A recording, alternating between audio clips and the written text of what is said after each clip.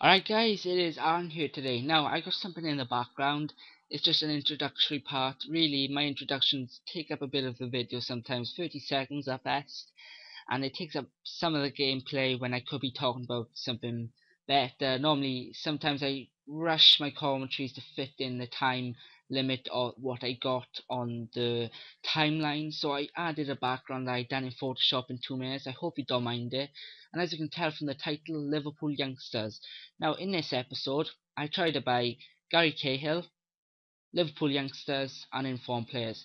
Now, as you can tell from Joe Flanagan and Shelby of Liverpool, obviously youngsters, of course, that's why they're so low rated. Shelby, a very good player in real life, but yeah, he's an amazing player to make money off.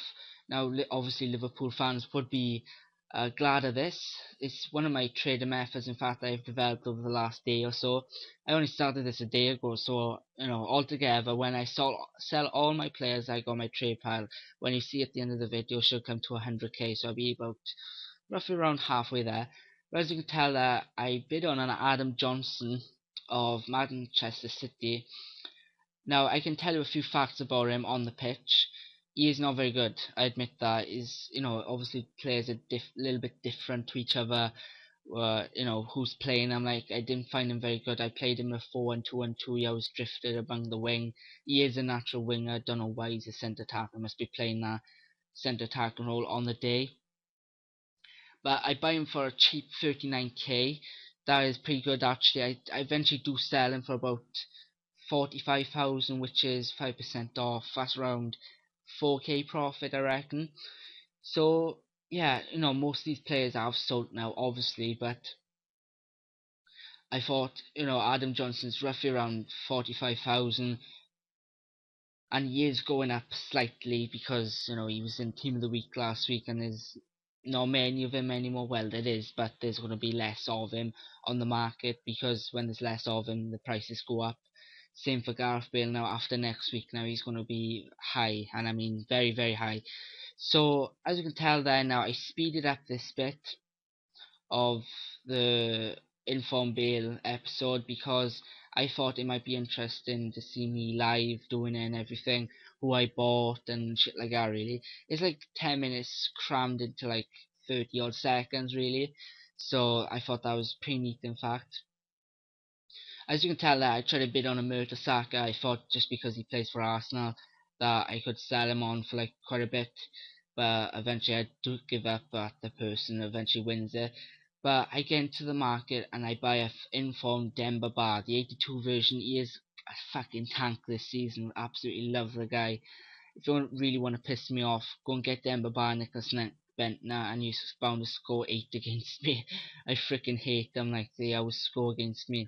But since I bought him for about 26k, was there? I'm not quite sure, I missed that. But I put him on the market for about 34k.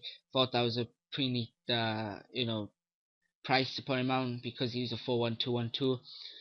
But eventually, I do sell all the players, as I said. Cocker sells instantly. I was quite surprised about that. Most probably he was the only one on the market. Now, all together, this would become 100k, and as I said, from the 100k, I would do, like get more informed players and shit like that. But on the next clip here, now I obviously show you who I bought and what sold and everything. As you can tell, Josh McEachran sold for 6k, bought him for around 4k, I think it was, so I made a tidy profit on him.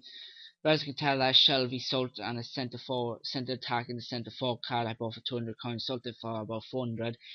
As you can tell, I tried to not price fix him, but I bought a load of Cahills for about 650 coins, and yeah, that worked out. I sold them for about 1,000 by now, and as you can tell, that I bought Nathan Dyer of Swansea City in a 3-4-2-1. 4-3-2-1 is popular in a Swansea City formation because you need the wingers. That's what the main trait of Swansea City is. And the 3-4-2-1 formation, it does fit in with a 4-3-2-1 if you're playing as a right winger or left winger or striker. So I put him up for 15k, hoping to make around 2 grand profit. I thought that was no risk, but I thought, I could make my money back easily and make a profit off him.